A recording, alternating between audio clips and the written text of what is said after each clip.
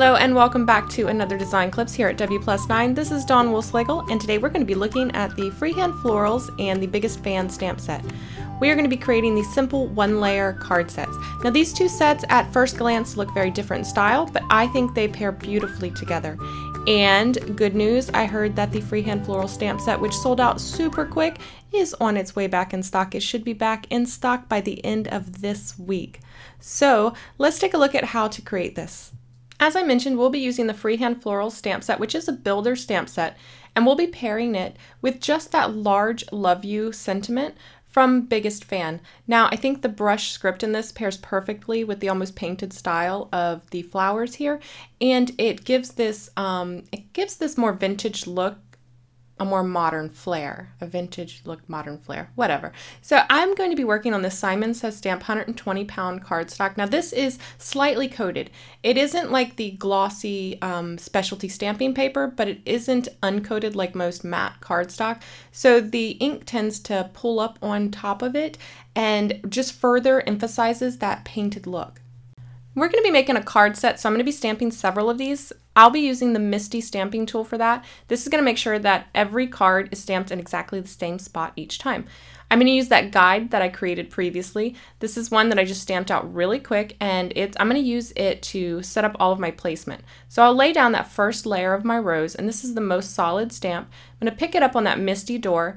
And now I can go through and stamp each card with this base layer. I'm going to start with our Little Piggy dye ink. When I use these layered stamp sets, I like to start with my lightest ink and then progressively get darker with each layer. And then when I get to the last card, I'm going to go ahead and stamp the bottom or the mirrored image. So I'm going to go ahead and clean off my stamp. I'm going to lay down my guide again, and then I'm going to position that bottom layer of the rose. I'll pick that up on my Misty door, and now I'm ready to stamp the bottom rose for each of my cards. And again, when I get to the last one, I'll go ahead and leave that in place, and now it's time to add our leaves. From here on out, I'm just going to use the template as a visual guide. I don't need it for placement anymore. I just needed it to get those two roses into place so that I know I would have enough room for the sentiment in between. So now I'm going to go ahead and go through and stamp all of the leaves on the top using our last leaf. The same as before, I'll just stamp, swap it out, stamp, swap it out until I've finished all the cards. And I'll repeat the same thing for the mirrored image at the bottom. Now, sometimes, like I mentioned, this cardstock, it doesn't absorb the ink quite like an uncoated cardstock, so the unevenness or the splotchiness will not completely even out, and this is the look I'm going for this, and you'll see in the end how this really adds to that hand-painted or hand-drawn look. Now that those base layers are done, I'm going to go ahead and add in the second layer of our rosebud here. This is going to add a little bit of depth and dimension, and for that you want to use a slightly darker shade than you used on the first layer. I'll be using our Flamingo Pure Color dye ink. Now this is a slightly warmer pink than the Little Piggy ink, but that is just fine. If you look at flowers in nature, you'll see warm colors and cool colors because there are shadows and then there's sunlight. So if you have three of the exact same color in three different shades, then you could certainly use that and it would be great, but you don't have to. Here, again, I'm using a warm pink over a cool pink, and it's just fine. It's going to look great. And for the third layer, I'll switch back to another cold pink. So anyways, like I was saying, now I'm adding in that second layer, and I really didn't feel like I needed the Misty at this point. I can just, these are easy to line up. They're super easy to line up. You just center up the middle. I'm not using them with the die cuts this time, so it's not important if they're perfectly placed. So for me, it's just faster to come in now and do them on a block. And I like to let each layer of ink fully cure or dry before I stamp on top of it again. So I'm going to go ahead and let that second layer, it won't smear, it's not wet, it's not going to smear. However, as it dries, it kind of lightens up a little bit, and if I stamp it right now while it's still wet, the colors are going to dry together, and I'm not going to get as much contrast between the colors. So if I let that color completely dry, let it dry back, lighten up a little bit, and then stamp over it, I'm going to have the truest contrast between the colors. So that's just my little tip. So I'm going in now, stamping that second layer. This is our Apple Teeny ink. And then I'm going to come in and fill in the remaining leaves in last leaf on the right and the left of the top and bottom flower. I don't want them to be exact mirrors of each other, so on the top I'm going to stamp the single leaf twice, and then I'm only going to stamp it once for the image on the bottom. This is going to make the top and the bottom a little unique from each other.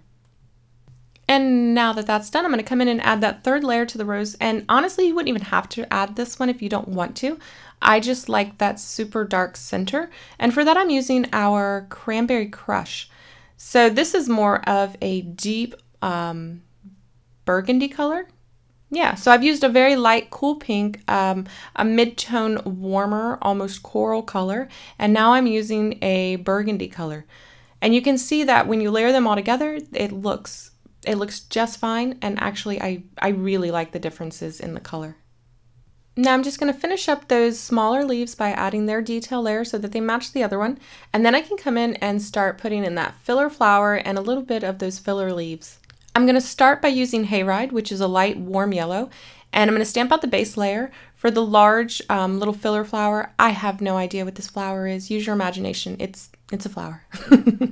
It's what came out of the nib when I was drawing with the Copics. So I'm going to add a little bit of these around, and then I'm going to come in and add their detail layer.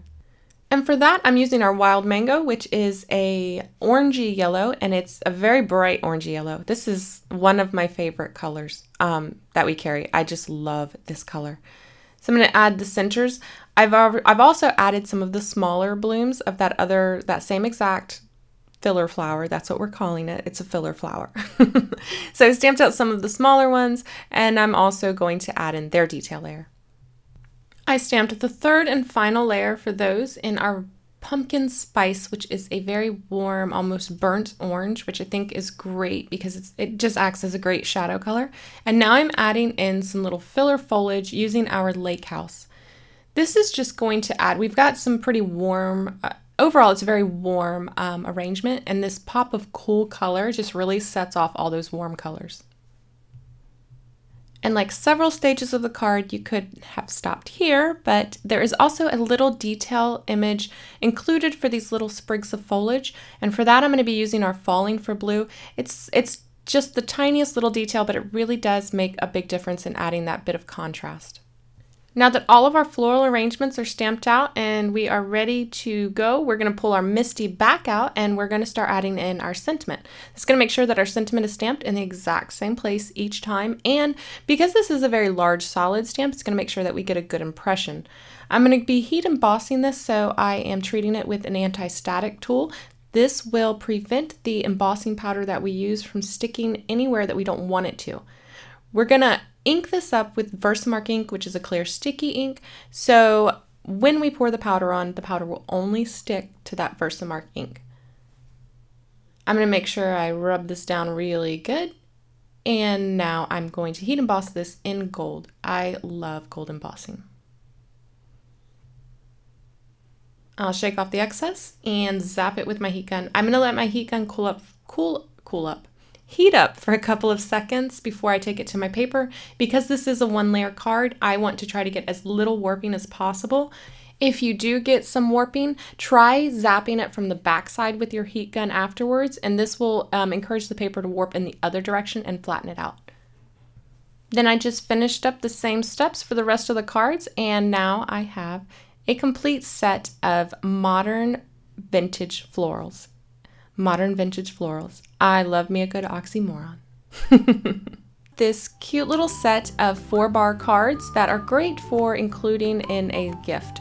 I hope you guys enjoyed today's video. If you did, don't forget to give it a thumbs up. Don't forget, you can find all the featured W+9 supplies at W+9.com, as well as at many of your favorite retailers. And the freehand floral stamp set is on its way back in stock. So if you want it, if you missed it, make sure you go to the website, W+9.com, and click on the little notify me, and you will get an email as soon as it is restocked. As always, thanks for watching, guys, and I will see you next time. Bye.